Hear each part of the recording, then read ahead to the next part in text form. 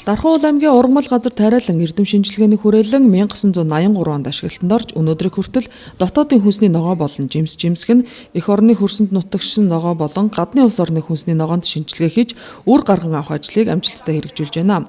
Тус байгууллага нийт 1600 м2 хөлөмжтэйгээс 450 м2 нь өвлийн буюу шилэн, 1200 м2 нь давхар уучлахтай хөлөмж юм а.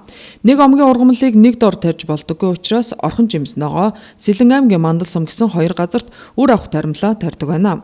Түүнээс гадна үр үржүүлгийн ажилд таримлын хөрс чухал үүрэгтэй, таримл бүр өөрийн онцлогоос шалтгаалж харилцан адилгүй хугацаанд ургацаа өгдөг байна. Улаан лойл гэхэд 84-өөс 93 хоногт ургацаа өгдөг бол хаш ногоо 200 хоногт бүрэн боловсралдаг байна. Мөн өргөс тэмхийн нэг таримлаас 2.7 кг ургац авдаг бол бусад ногооны таримлаас 6 кг хүртэлх ургацыг авах боломжтой гинэ. Хүлэмжийн хөрсөнд өөрчлөлт орсон эсхийг байнга шалгаж явах хэрэгтэйгээс гадна 5 жил тутамд хөрсөө шинжлэх ёстой байдаг байна.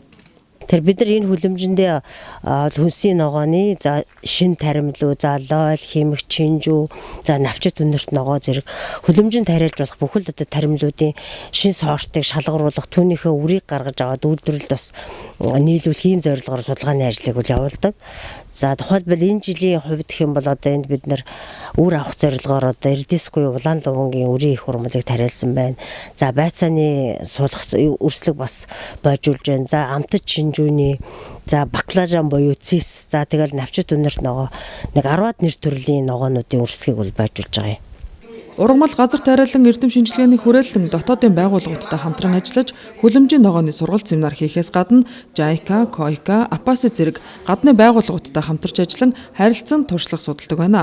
Тэд 2010-аас 2012 онд хүлэмжийн лойл гарган авах ажлыг амжилттай хэрэгжүүлжээ.